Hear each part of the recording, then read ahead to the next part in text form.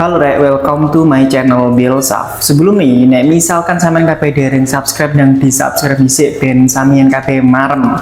Dan semoga sampean kabeh sehat-sehat ya. Dan hari ini kita lagi-lagi membahas kasus yang lagi rame di media sosial, tepatnya di Cakung, Jakarta Timur. Baru-baru ini warga Cakung itu digemparkan dengan penemuan jasad seorang karyawan PT MRT yang mengambang di aliran kanal banjir timur atau KBT. Bagaimana kronologi dan kelanjutan kasus ini? Apakah ini bunuh diri atau memang ada hal lain? Jangan kemana-mana dan jangan di-skip biar kalian paham dengan kasusnya. Siapno cemilan golek oposisi ternyaman kalian dan kita langsung aja ke Storsus, storytelling kasus.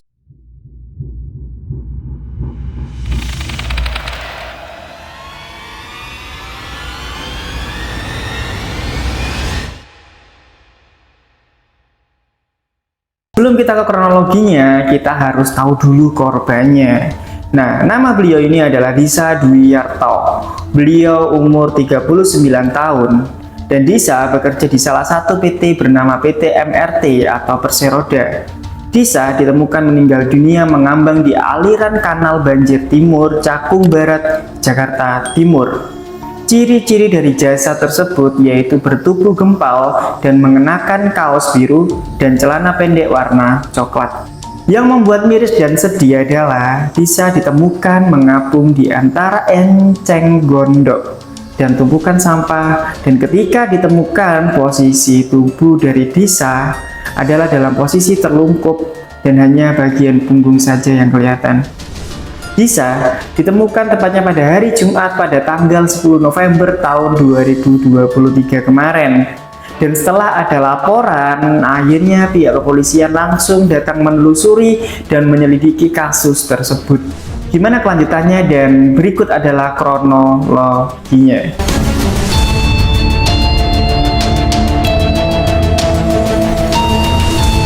Jadi awalnya Disa ini itu pemilik dari mobil Fortuner tahun 2020. Dia ingin menjual mobil tersebut dan setelah itu singkat cerita Disa mendapatkan seseorang yang ingin membeli mobil tersebut. Dan setelah diiyakan akhirnya Disa menemui orang yang ingin membeli mobilnya. Nah, mungkin kesalahan Disa waktu itu adalah dia berangkat sendiri tanpa membawa teman atau orang terpercayanya. Nah, setelah itu Disa sama sekali tidak tahu bahwa ternyata pembelinya itu membawa 3 teman, berarti jumlahnya 4 orang. Sebentar, berarti kalau misalkan ketemu itu sistemnya COD. Nah, menurut Kasubdit Resmob Direskrim Polda Metro Jaya AKBP Titus Yudo Uli mengatakan rencana penghabisan itu didalangi oleh R umur 29 tahun yang terlilit hutang sebesar 3 miliar rupiah. Wow, itu hutang nih korek.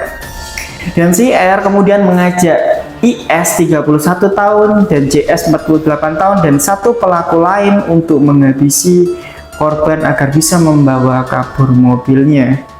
Dan menurut Pak Titus, para pelaku ini ingin mengambil barang-barang korban dengan cara menghilangkan nyawa dengan modus berpura-pura menjadi pembeli mobil Fortuner milik korban. Dalam melancarkan aksinya, para pelaku mengajak korban untuk COD. Kalau COD kalian nggak tahu ya, tuku barang tapi karo ketemuan. Nah itu wes. Jadi para pelaku ini itu sambil menunjukkan bukti transfer palsunya, dan padahal bukti transfer palsunya itu sudah diedit. Dan saat itu Disa tidak percaya dengan bukti transfer pelaku hingga akhirnya memutuskan untuk membatalkan dan pulang. Tapi ya rek ya, di sini tuh aku sedikit agak bingung dengan ceritanya ya. Tapi mungkin teman-teman di sini ada yang tahu kronologi pastinya. Silakan kalian komentar di bawah ini. Jadi menurut sumber yang aku baca dari beberapa berita atau referensi berita, korban ini tuh mengantarkan para pelaku pulang karena sebelumnya para pelaku itu sengaja nggak membawa kendaraan. Dan setelah di dalam mobil dan dirasa jalanan sepi, akhirnya para pelaku itu menghabisi korban dengan mengeksekusi korban di dalam mobil. Dan kalian tahu gimana cara mengeksekusinya, yaitu dengan para tersangka itu melakukan aksinya dengan menset leher korban dan memancep-mancepkan di dalam dadanya, dan kemudian membuangnya di kanal air atau KBT itu tersebut. Nah, saat ini polisi telah menangkap 3 pelaku yang berinisial R, IS, dan JS sebagai tersangka dalam kasus ini. Sedangkan 1 orang lainnya masih berstatus buron dan dalam pencarian pihak berwajib. Ini adalah kasus kronologi kejadian penghabisan nyawa dari karyawan MRT Cakung, Jakarta Timur. Nah, ini adalah pendapatku ya, Rek, ya. Ini aku punya pendapat ya. Mungkin kalian bisa mengutarakan pendapat kalian di dalam komentar inilah ya. Kalau menurutku, mungkin Mas Disa itu waktu itu sudah punya insting terhadap para pelaku ini. Namun mungkin nggak enak yang mau menolak ketika para pelaku meminta tolong antarkan pulang.